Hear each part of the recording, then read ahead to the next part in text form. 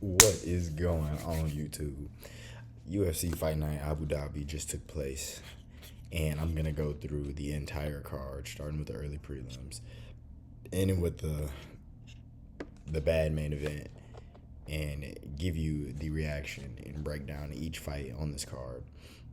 The first fight on the card: Martin Bidet versus Marcus Buchecha.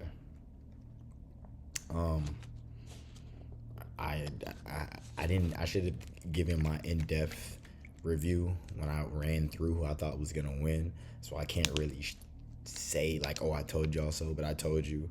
Um, in my head, I thought Buchecha was just another one of those BJJ guys coming over to MMA who that's the only thing they can do. Um, but they stuffed, I want to say, 6 of 6 takedowns in the first round.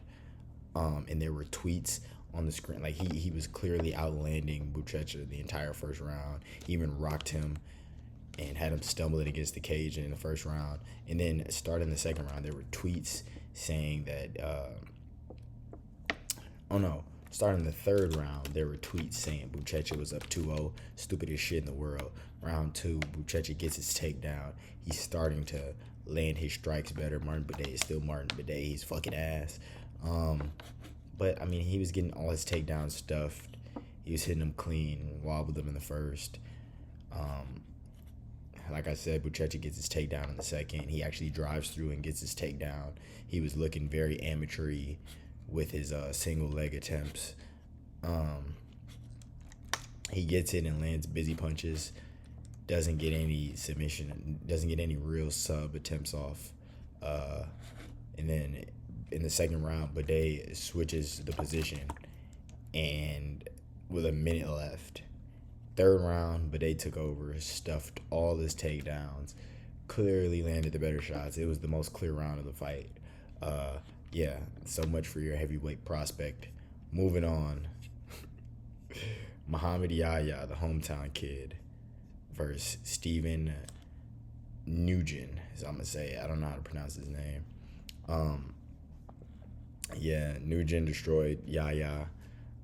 Starting off the fight, I mean, Yahya didn't look like he knew how to strike at all. Crazy fight. Let me say that. Crazy fight. Um, record knockdowns were secured this fight with 6 when it should have been like 8, 9, 10 of them.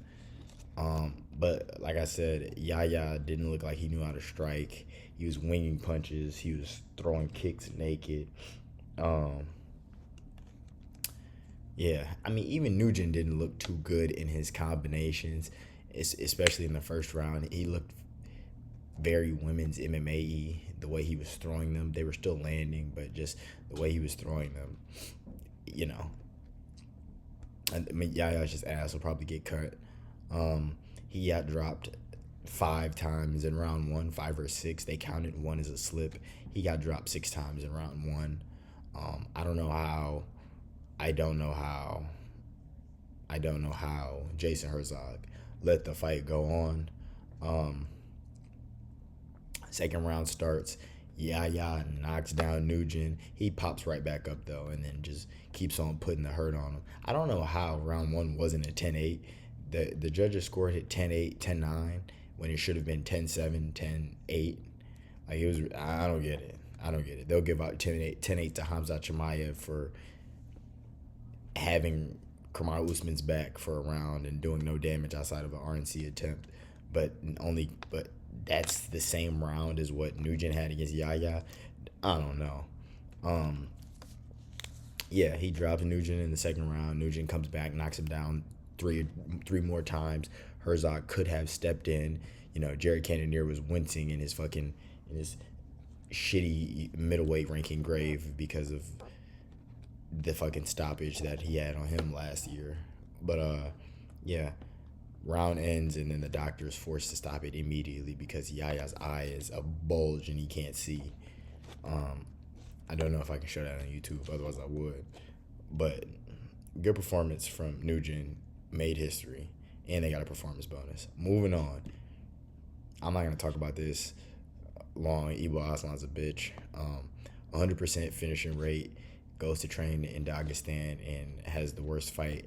Has a Derrick Lewis versus Francis Ngannou fight. I'm not going to talk about this. They don't deserve my breath. Moving on, Amanda Ribas versus Tabitha Ricci. I'm not going to talk about this much either. Shit fight. Referee separated them twice in the first round because they weren't advancing position. They were just clinching up against the cage. No talent.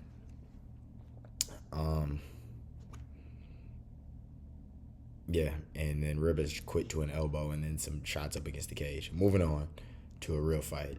Davey Grant versus Damon Blackshear. I told you Davey Grant was pulling this off. I got my underdogs right this card. I started off the fight saying Davey Grant looked old. Like, he looked really stiff in his movements. I know he's had a bunch of surgeries and shit, but he looked old. He looked old in his movements. And then Damon Blackshear took his back round one, and I was like, oh, fuck, it's over. But no, there wasn't much else that happened. He took his back, got the body triangle. He got an RNC attempt, which wasn't really under the neck. It was barely a face crank. He got a arm bar attempt, but it was just more of a stalling thing as Davey Grant was getting up off the ground, and he was threatening it so he wouldn't, just completely take over the position. And then I was calling the fight garbage because it was fucking boring at that point. But then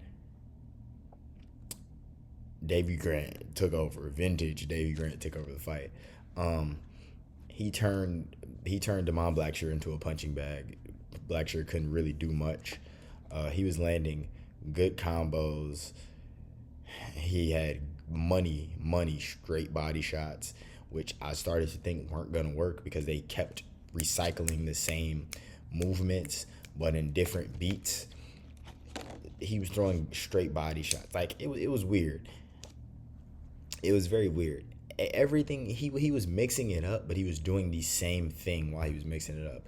Like, he would throw a offbeat leg kick, which were actually fucking up Blackshear's legs. He would throw an offbeat leg kick, and then it would come through and switch stances and then throw it straight, and then he would throw that body shot, and it was just all weird. And then when Blackshear was up against the cage, he would throw a hook, and it was just, it was a savvy old guy performance, 39-year-old performance. Yeah, I don't have much else to say about that fight. Damon Blackshear was a punching bag. Literally for the last 2 rounds, he was a punching bag. He didn't do anything offensively, really.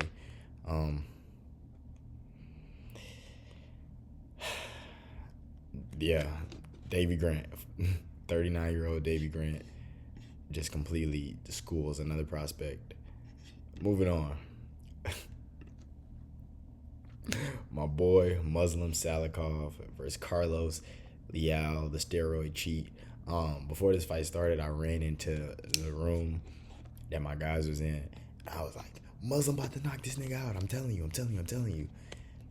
And in the first 40 seconds of the fight, first punch thrown by Salikov, just flatlines Carlos Leal. It seemed like the game plan was to crowd Muslim to take away his kicking because he started off throwing 2 kicks. So it seemed like the game plan was to crowd him, not let him get his kicks off, not let him be dynamic, which is smart. But the way Leal was going about it, he was throwing 1-2s, and the 1-2s were like 1, and his hand would be all the way down here instead of 1-2. His hand would be all the way at his waist. So he's trying to throw 1-2s in elbow range, so he gets it short right hooked and he gets put to sleep. Match Muslim Salikov up against Wonder Boy right fucking now. Match him up against your Wonder Boy. Match him up against Wonder Boy. Match him up against Wonder Boy. Striker versus striker. It'll be a fun match. Someone might get knocked out. It'll be a fucking amazing match. It's like a co-main event of a fight night. Please do. Please do that. Salikov literally took no damage. He should be ready to be back in there whenever. Well, Wonder Boy might be hurt, but please, it's the perfect matchup. No more grapplers for Wonder Boy. Please. Moving on. Bryce Mitchell made his bantamweight debut against Saeed Nurmagomedov. Bryce was outmatched on the feet for the entire first round. He was outmatched. He looked so bad on the feet. Like, seriously, the first 3 minutes of the first round, he looked like shit on the feet. He was getting tagged by everything, and everything looked like it was waking him up. Like, his eyes would flash open. And then he came in to shoot a takedown while Nurmagomedov was against the cage. Got clipped with a knee, dropped. He survived, though. Bryce is tough. And then it seemed like Saeed clearly gassed out at the end of the round. He tried to spend too much time, like, stuffing takedowns and shit. And because at the end of the round, he's, you know. But yeah, round 2 starts. Bryce shoots a takedown immediately, and he gets it. He's threatening a straight arm lock in a stalling position for 2 fucking minutes of the fight. And then, what else happened? Saeed scrambles to get on top. Nothing else happens. And then Bryce shoots a good takedown. Saeed tried to throw a strike, and Bryce shot a takedown and got it. Clearly his round. Yeah. That was it. That was it for the second round. Third round comes, and he comes and shoots a takedown immediately, basically, and then shoots himself into a guillotine, tries to scramble, and then ends up in a mounted guillotine. And if Saeed wasn't so tired, I think he would have finished the fight right there. But he was so tired that, you know, he just ended up losing the grip. And then Bryce he scrambles and gets on top, and they literally stalemate for 2 minutes. Pure, if Bryce was a Dagestani, niggas would be shitting on him. But stalemate for over 2 minutes of the fight. Very fucking boring. I don't know. Bryce finally decided that he was going to take his back, and then he keeps his back, and then he just fucking stalls out the clock. Boring as shit performance. Boring from Bryce Mitchell. I don't know who you match him up against. I don't really care. I don't care much about Bryce Mitchell. He's just he's good to have at press conferences and out of the octagon shit. It's funny to laugh at him because he's so stupid. I don't care about Bryce Mitchell as a fighter, though. Moving on. Nikita Krylov versus Bogdan Guskov. Hold on. What did I do? What did I start off? So, 1-1. I lost this one. So, I'm 1-2, 2-1, 3-1, 4-1, 5-1, 6-1. I started off 6-1, 7-1. I started off 7-1 to start off the card because I got this one right. Nikita Krylov versus Bogdan Guskov. Nikita Krylov fights like a madman, and most of the time it works against his detriment, especially the last couple months. Krylov started off kick heavy, and then, you know, as we know, Bogdan doesn't do much. He likes to read his opponents for the first half of the first round. For the first round, really, he likes to get some reads and stuff. So he's starting off slow. He's like waving his lead hand around, trying to get Krylov to come in. He's trying to bait him. Paul Felder was saying that on the mic and on the commentary, and I saw that too. He was waving it around, trying to get Krylov to come in, and that's eventually how he caught him. There's not much to talk about. Like I said, he was doing that thing, and then Krylov darts in, and he just bangs a right. And then, yeah. Pretty bad entry from Krylov. It was pretty low-level entry to get dropped by the right hand that he did, just because he came in. But good, perfectly timed, devastating right hand drops Krylov, and the ground and pound finishes him. Please give Krylov a layup his next fight. Please. But good win for Bogdan Guskov. He can go fight, not Dominic Reyes, but he can go fight up in the rankings. Moving on. Azul Almabayev versus Jose Ochoa. Fuck Azul Almabayev. I wrote a bunch of notes for this fight, but all you have to know is Jose Ochoa started off, and Azul Almabayev just tried to wrestle fuck him, crouch sniff him the entire fight. Did nothing. No real nothing. It was takedown, stand up. stand up, try to do some strikes, throw a spinning back kick, get your back taken, get taken down. Round 2 is the same shit. Ochoa getting stuffing his takedowns, but he just keeps on shooting. Nothing happens. Round 3, same shit. And then he has the nerve to fucking separate and point to the ground like Max Holloway. And then, lo and behold, 30 seconds later, he's shooting takedowns. Amabayev sucks. I'm glad he got knocked out by Manil Cap. I don't even want to talk about it. If Ochoa would have won this fight, I would have had more to talk about. But fuck Azu, Amabayev. Kazakhstan sucks. And they'll never have a chance because Shavkat won't fight. Moving on, though, to the feature fight. Sharab Magomedov, Sharabuli versus Marc-Andre Barriault. This fight was pretty okay. Sharab was dancing around outside, leg kicking for the majority of the first round. Well, inside and out. That's what he was doing for the majority of the first round. And then Marc-Andre Barriault got a takedown. Sharabuli cheated to get his hips under him so he can get up by grabbing the cage. He does that. He tends to do that all the time. They don't call him for it, or they don't really give him any real punishment for it. Yeah, just more dancing. It was like and then Sharabuli, he's just peppering him at range. He's fast, in and out, or not in and out, side to side, picking his shots. And then he tries to throw like a rolling thunder. I don't even know what to call it. Some fancy kick in the first round. Round ends. Round 2, better shots from Shara. Better round damage-wise. And then he gets rocked. And I'm like, damn, it's over. But, no, he stayed with it. Barriault, rocked him and then went in the clinch and then just didn't do much. He was landing good uppercuts, and then he just didn't do much after that. Shara had great clinch work against the cage with elbows, and he hurt Barriault at the end of the second round with elbows and all of that. So it was 1-1 going into the third, in my opinion, but the majority, I guess the judges had it 2-0. I don't know how. But round 3 was more just the hit and run bullshit. He got more confident. He was trying to aura farm and do a whole bunch of bullshit. But he won the fight. I want to say, though, Sharabuli is not what you guys think he is. I never thought he was all that. When I watched his debut against Bruno Silva, I was like, okay, he's valid. But he's, winning the fight off of his back because Bruno Silva's not doing anything. So it wasn't very impressive. He's never been impressive to me. He was barely beating Armin Petrosian before he got that double spinning back fist. He's not that impressive to me. And he will never be because he's, very soft. He's, soft. I don't understand it. He's very soft.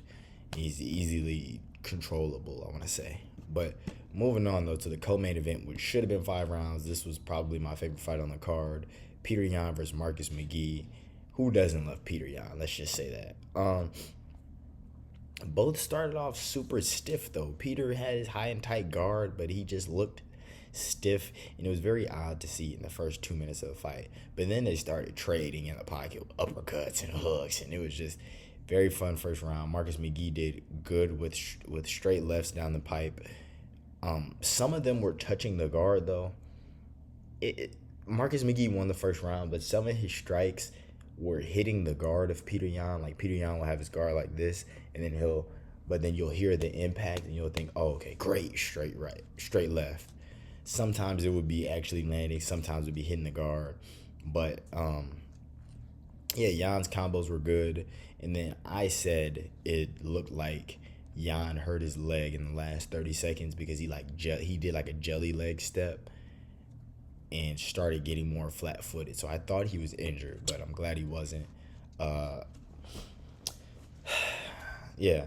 And then second round came, and he did his Peter Yan thing. He downloaded information. He was fucking piecing up Marcus McGee, hooks, uppercuts, right, left, or switch stances, step in. He ended up stumbling and rocking Marcus McGee in the second round, landed good combinations. Clear round. He obviously won that, but it was still close and competitive. The numbers were close. I don't think those numbers were right, but the numbers were close. Round 3 happens, And then round 3 starts. Peter Yan is just continuing what he did from round 2. But then for like 3 minutes straight, he just straight Marabs Marcus McGee, holds him up against the cage with Marcus McGee's facing the cage. He's just got his fucking kneeing his thigh and shit. Very Marab-like. So that was pretty bad. But then at the end, he had a good, I think it's a Sotogari trip. And then he changed it into a Kimura attempt. It was so fucking good. Peter Yan's so fucking good, man. I wish this was 5 rounds. This was so much better than the main event, which we'll talk about in a second, which I already talked about. Go check out that video. But Peter Yan is so good, man. He's so fun to watch. He's like very aesthetically pleasing to watch. Peter Yan is so good to see how technical somebody can be and how just a master at their craft they can be. Peter Yan's great. He's obviously getting the next title shot. I don't even want to hear anything else. He's on a 3-fight win streak. Song Yadong, Davison Figueiredo, now Marcus McGee. He's getting the next title shot no matter who's fighting, unless, well, if Merab loses, Merab will probably get a rematch. But if Merab wins, I think they have to run this back.